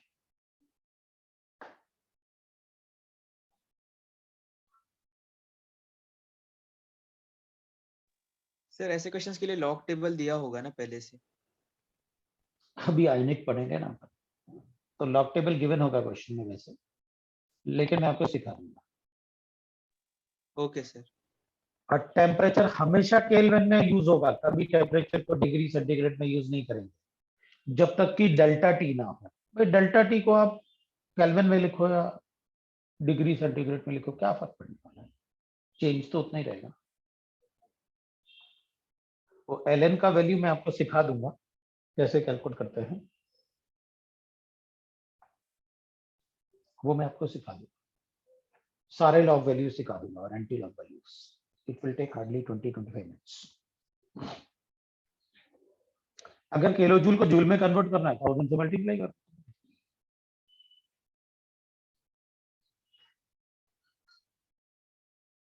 तो सारा जूल्स में आ जाए तो एक्स और वाई को मतलब देख लेना, हमको पता तो है यार एक्स और वाई जूल्स और किलो जूल्स में कैसे कन्वर्ट करते हैं, वो थोड़ी पूछोगे मुझसे नहीं सर जूल्स और किलो जूल का कन्वर्जन भी बताओ आप कैसे करते हैं।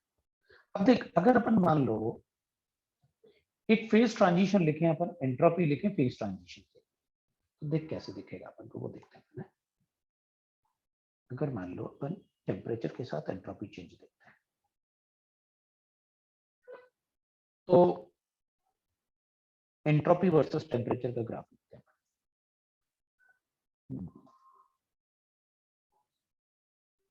टेम्परेचर हमेशा केल्विन में होगा, उसको देखने की कभी जरूरत नहीं है। बेटर है temperature always use in kelvin. अब वो डिग्री सेंटीग्रेड में इसलिए बोल दूंगा मैं, भाई डिफरेंस है चलो ले लो, डिफरेंस तो चाहे केल्विन में लो या उसमें लो, एक ही बात है। अब देखो, अब जब एक ही फेज में होता है ना तो एंट्रोपी में ज्यादा चेंज नहीं आता। मतलब अगर आइस से आइस में ही रहेगा तो नो डाउट टेम्परेचर बढ़ाने से एंट्रोपी तो बढ़ेगा, लेकिन बहुत ज्यादा बढ़ता नहीं है, थोड़ा सा बढ़ता है। लेकिन अगर फेज चेंज होगा ना तो एंट्रोपी बहुत ज्यादा चेंज होता है। अगर फेज चेंज होगा तो एंट्रोपी चेंज बहुत ज्यादा होता है। मतलब ये जो एंट्रोपी चेंज लिख रहे हैं ना अपन, this is at 0 degree centigrade, मतलब 273 केल्विन।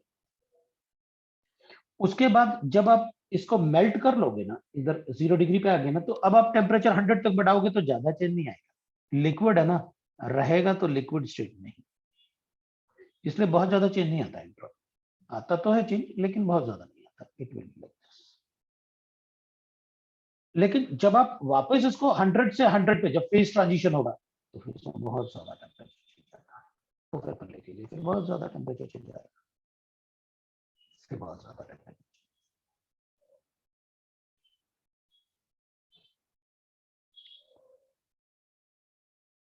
अरे यार, ठीक है ना। और फिर उसके बाद अपन कहेंगे ठीक है, फिर तो अपन कहेंगे फिर जब इधर से 100 से 110 जाओगे तो ऐसे ही चेंज होता है। तो अपन कहेंगे ये जो टेम्परेचर चेंज आया ना इधर, this is at 100 degree centigrade, मतलब 373 केल्विन। तो अपन कहेंगे देखो यहाँ तो आइस था, यहाँ फेज ट्रांजिशन है, यहाँ लिक्विड था, यहाँ फिर फेज ट्रांजिशन है, वेपराइजेशन है, गैस में कन्वर्ट हुआ ना, फिर यहाँ गैस से गैस। मतलब सेम फेज में एंट्रोपी में ज्यादा चेंज नहीं आता, लेकिन अगर फेज ट्रांजिशन हो रहा है तो बहुत ज्यादा चेंज एंट्रोपी। फेज ट्रांजिशन, फिर बहुत ज्यादा चेंज आता है। ये आपका थर्ड लॉ ऑफ थर्मोडायनेमिक्स। अब एक और बात देखो, एंट्रोपी में ना, इधर सिस्टम का एंट्रोपी में टोटल कैलकुलेट करके, क्योंकि अब आइस से अगर वेपर में कन्वर्ट करूंगा तो एक्सपेंशन टाइप हो गया ना एक तरीके से, मतलब एंट्रोपी बढ़नी चाहिए ना, रैंडमनेस बढ़ेगा। अगर कभी पैकिंग हो रही है तो एंट्रोपी वो भी कर सकते हैं कि एंट्रोपी का साइन नेगेटिव लेना, उनका कंप्रेशन हो रहा था, जैसे एक्सपेंशन हो रहा था ना, तो अपन ने पॉजिटिव ही रखी। अब इसको लिखो, फिर अपन नेक्स्ट पेज पे चलते हैं।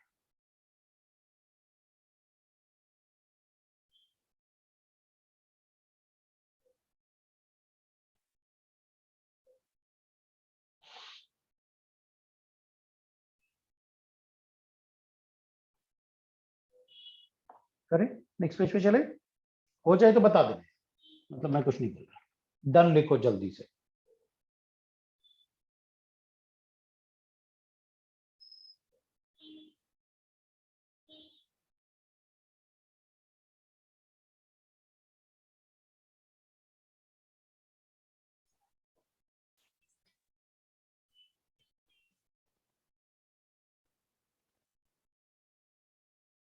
देखो भाई, सबने डन लिख दिया, अब मैं नेक्स्ट पेज पे जा रहा हूँ।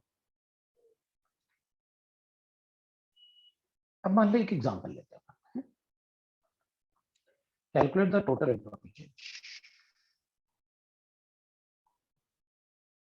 अब पता नहीं कोई रह गया शायद, नहीं मैंने कुछ नहीं बोला, मैं तो चुप था, सबको लिखने के लिए रुका था। मैंने नेगेटिव एंट्रोपी तब बोला था जब कंप्रेशन था, अभी अपन टोटल एंट्रोपी की बात कर रहे हैं, total entropy change, delta S total ना, मैं इसको ऐसे भी लिख सकता हूँ,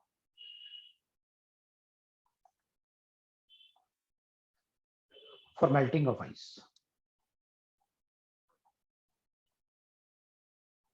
एट चल 2 डिग्री सेंटीग्रेड पे ले लेते हैं, when delta H of fusion 6000 या 6 किलो जूल पर मोल लेता हूँ।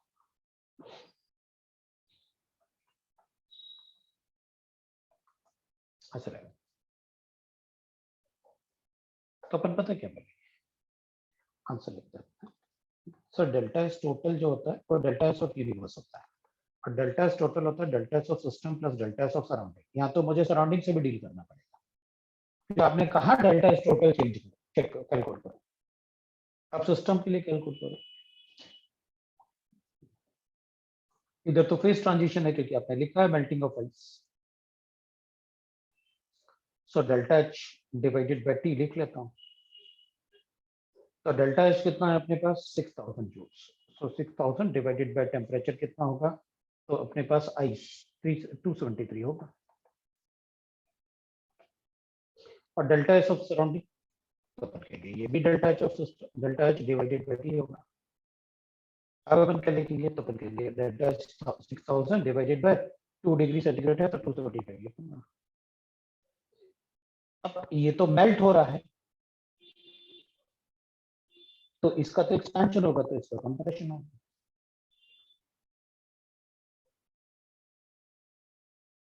तो ये तो मेल्ट हो रहा है। अच्छा, तो अपन कहेंगे सर ये 273 और 275 समझ में नहीं है भाई, देख मेल्टिंग तो 0 डिग्री पे ही होगा ना,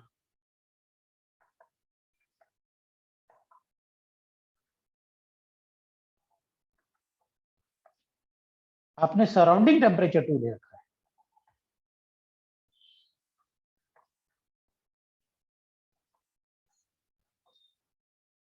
तो टेम्परेचर ऑफ द सिस्टम थोड़ी कभी चेंज हो सकता है, सिस्टम तो जिसको होता है उसी पे ही होगा। मेल्टिंग लिखा आपने आइस का, हाँ तो 0 डिग्री पे मेल्ट करता है, तो अपन ने यहां लिख लिया सिस्टम कितना 10 डिवाइडेड बाय कितना 273 माइनस 6000 डिवाइडेड बाय कितना 275।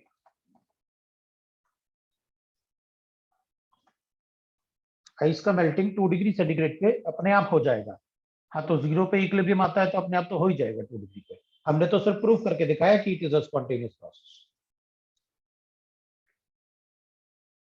हमने तो सिर्फ प्रूफ करके दिखाया कि it is a spontaneous process. हो सकता है अपन से क्वेश्चन में लिखते, बताओ melting of ice eight 2 degree centigrade is a spontaneous process, prove it, बताते हैं।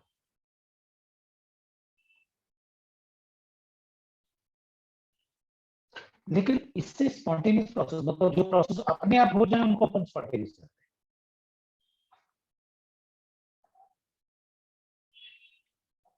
To predict spontaneity of process by entropy, we have to deal with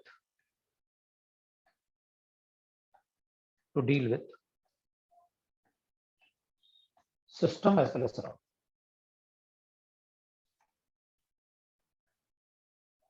आपको सिस्टम और सराउंडिंग दोनों कंसिडर करने होंगे अगर किसी प्रोसेस का स्पॉन्टेनिटी बताना है। आप सिर्फ सिस्टम से नहीं बता सकते, आप सिस्टम से सिर्फ सिस्टम का स्पॉन्टेनिटी बता सकते हैं, लेकिन उसमें क्या किससे कंपेयर तो करोगे ना, सराउंडिंग से, तभी तो बताओगे delta S total.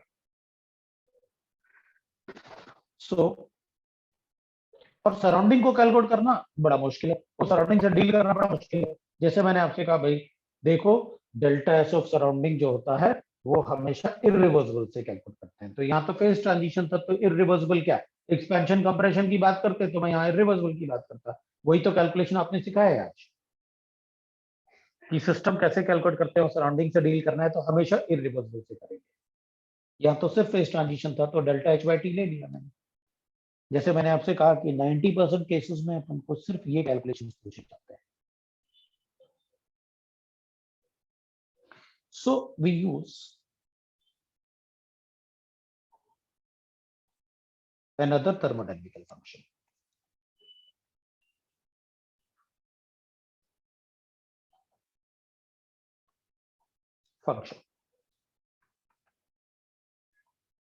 delta G, free energy, to calculate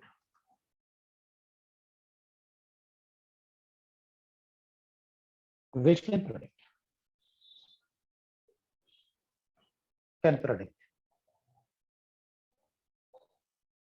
spontaneity of the process,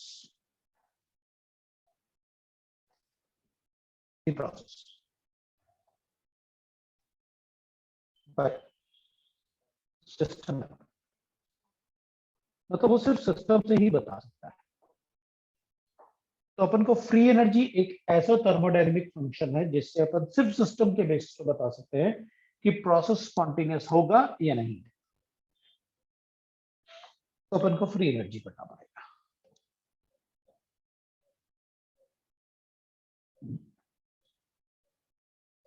next page पे अपन जिब्स फ्री एनर्जी पढ़ेंगे।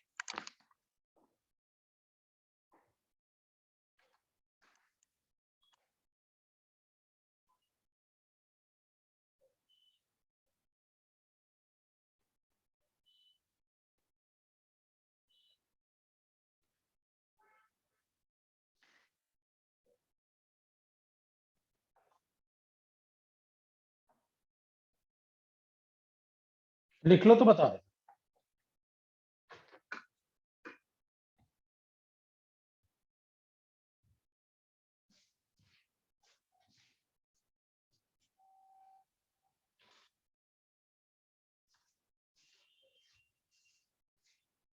हो गया?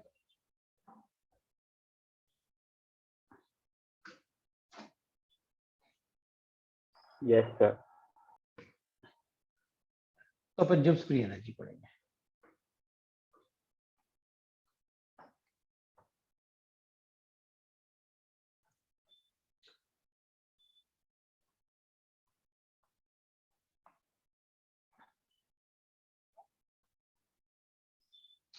तो ये दूसरा थर्मोडायनेमिकल फंक्शन है जिसके बेसिस पे अपन बताएंगे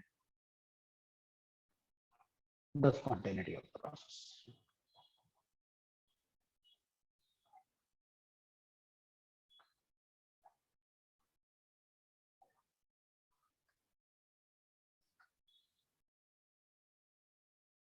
by which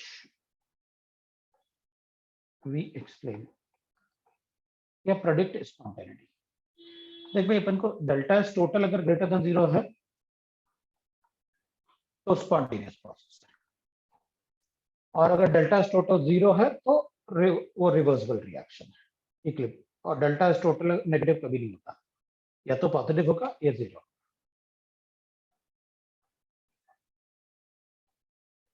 तो अपन क्या करेंगे, अपन ऐसे लिखेंगे स्पॉन्टेनिटी में, for spontaneous process we know that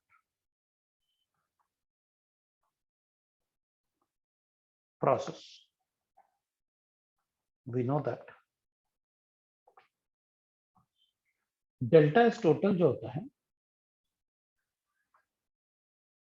delta S total will be equal to delta S of system plus delta S of surrounding। अगर spontaneous होना है तो उसको greater than 0 होना चाहिए।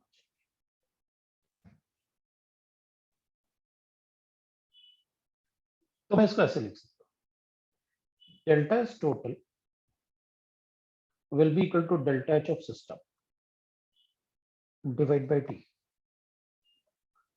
और डेल्टा एस ऑफ सराउंडिंग को मैं लिख सकता हूँ, ये तो सिस्टम था ही, इसको अपन ऐसे सिस्टम में लिखने दे देते हैं, क्योंकि सिस्टम तो अपन कैलकुलेट कर ही सकते हैं भाई। तो डेल्टा एस ऑफ सिस्टम, अपन सराउंडिंग को कन्वर्ट कर लेते हैं, minus delta S of system greater than 0 होना चाहिए। तो अपन क्या करेंगे, delta S total will be equal to delta S of system minus, इसको लिख देते हैं अपन delta H of system divide by T कर लेते हैं। तो Q of system divide by T लिखा ना अपन ने, नेगेटिव माइनस अपन ने पढ़ा ना, delta S of system is equal to, अगर आप क्यू बाय टी लोगे तो डेल्टा एस ऑफ सराउंडिंग आप क्या लोगे, that is minus Q by T. तो यही तो किया, Q at constant pressure is delta H.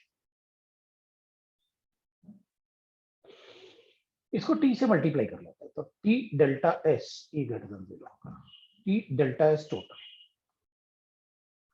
T delta S of system minus delta H of system greater than 0। मैं इसको माइनस साइन से मल्टीप्लाई करता हूं, T delta S total is equal to delta H of system minus T delta S of system less than 0।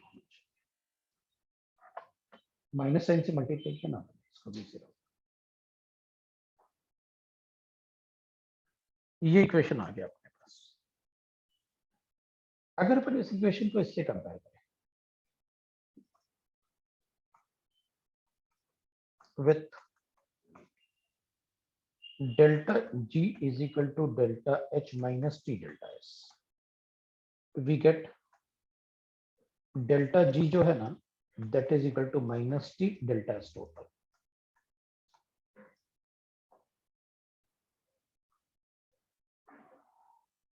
T delta S total, ये equation मिलेगा बस भाई। इन दोनों को कंपेयर कर लेते हैं, तो delta G will be equal to this, delta H is equal to delta H of system और माइनस टी डेल्टा एच हो जाएगा। तो लेकिन इसमें एक पार्ट है, पर डेल्टा एच यूज करेंगे तो, बट द लिमिटेशन इज, इसमें डेल्टा टी कहीं नहीं है, इसलिए limitation is temperature and pressure must be constant, ये कांस्टेंट होना चाहिए, क्योंकि we are dealing with delta H ना, तो उनको कांस्टेंट होना चाहिए। लेकिन इससे अपन एक बात तो बता सकते हैं ना, अगर डेल्टा एस टोटल 0 है तो डेल्टा जी भी 0 है, तो रिवर्सिबल प्रोसेस हो जाएगा। इसलिए अपन ने लिखा रिवर्सिबल प्रोसेस के लिए इक्विलिब्रियम कंडीशन में हमेशा डेल्टा जी को अपन ने 0 लिखा, क्योंकि रिवर्सिबल प्रोसेस में वो डेल्टा जी विल बी 0। और इरिवर्सिबल प्रोसेस के लिए ये वाला वैल्यू हमेशा क्या होगा, पॉजिटिव, तो delta G will B negative. Now for spontaneous process process. Delta S total will be greater than 0. So delta G will be less than 0.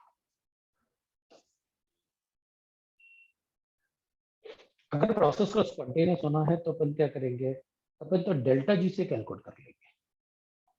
Therefore, if delta G is equal to 0, then it is a reversible process.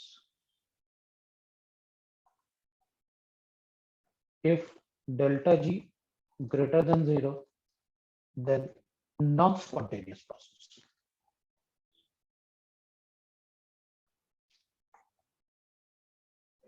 If delta G is less than 0, then it is a spontaneous process. मतलब अगर किसी process को मुझे अपने आप करवाना है तो उसके लिए डेल्टा जी को नेगेटिव रखना पड़ेगा. डेल्टा जी को नेगेटिव रखना पड़ेगा. अगर डेल्टा जी नेगेटिव है इसका मतलब है उस प्रोसेस का delta S total greater than 0 रहा होगा, तो अपन डेल्टा जी यूज करेंगे ना. और ये इक्वेशन है ये अपने पास. इसमें डेल्टा एच सिस्टम का होता है, डेल्टा एस भी सिस्टम का होता है. इसको कंपेयर कर लो आप. ये भी सिस्टम का है डेल्टा एच भी सिस्टम का है, और डेल्टा जी तो सिस्टम के लिए हो गई होगा ओवरऑल डेल्टा जी. सो जो डेल्टा जी होता है वो अपन सिस्टम के लिए नहीं लिखेंगे, उसमें सिस्टम प्लस सराउंडिंग दोनों आ जाता है. डेल्टा जी जो होता है अपन वो सिस्टम के लिए नहीं लिखते, उसमें सिस्टम प्लस सराउंडिंग दोनों इंक्लूडेड होता है. इसलिए तो डेल्टा जी सिर्फ एक ही पैरामीटर से कैलकुलेट कर देते हैं.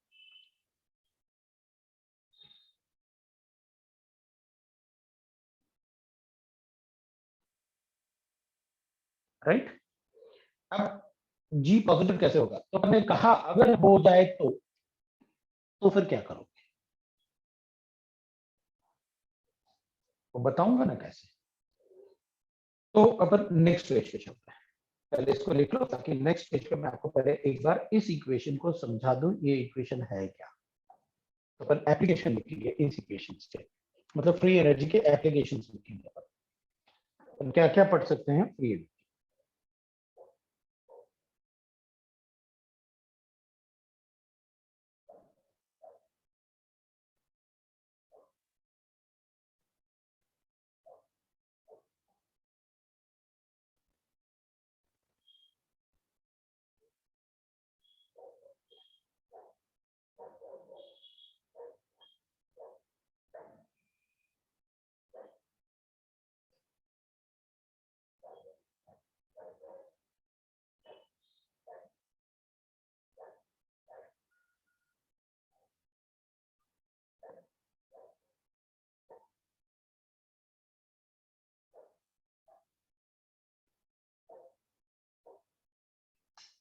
अब मुझे लगता है एप्लीकेशन तो अपन नेक्स्ट टाइम शुरू कर देंगे, क्योंकि अभी तो अपन शुरू नहीं कर रहे हैं एप्लीकेशंस. ठीक है. Okay sir. अब एक मिनट होमवर्क सुन के जाओ, जो कि अपना अगर मैं कल क्लास नहीं लिया तो अगर हो सकता है ले भी लूं, लेकिन लेने के चांसेस काफी कम है. एक तो अपन जीओ आज भी इसके बाद है ना? इसके बाद तो अपना अभी कंटिन्यूस है क्लास अपना. नहीं सर, 15 नहीं मिनट सर, इसके ब्रेक है. बाद हमारा फिजिक्स है. हाँ, क्योंकि मेरा तो AC1 में क्लास है अभी. तो GOC1 का एक्सरसाइज 3 कंप्लीट ये कर लेना भाई. और थर्मोडायनेमिक्स का है ना, और थर्मोडायनेमिक्स में एक्सरसाइज 1 अपन ने पार्ट 1 पार्ट 2 मैंने आपको दे रखा था आज के लिए. तो एक्सरसाइज 2 का पार्ट 3 और 4. ठीक है. और सेकंड लॉ से करोगे कुछ, बताओ. सेकंड लॉ से कुछ क्वेश्चंस करोगे या एग्जाम वगैरह चल रहे हैं?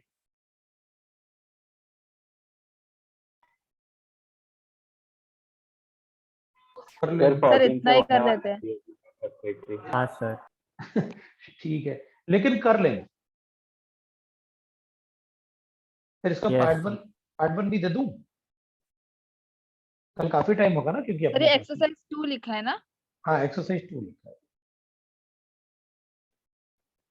ठीक है।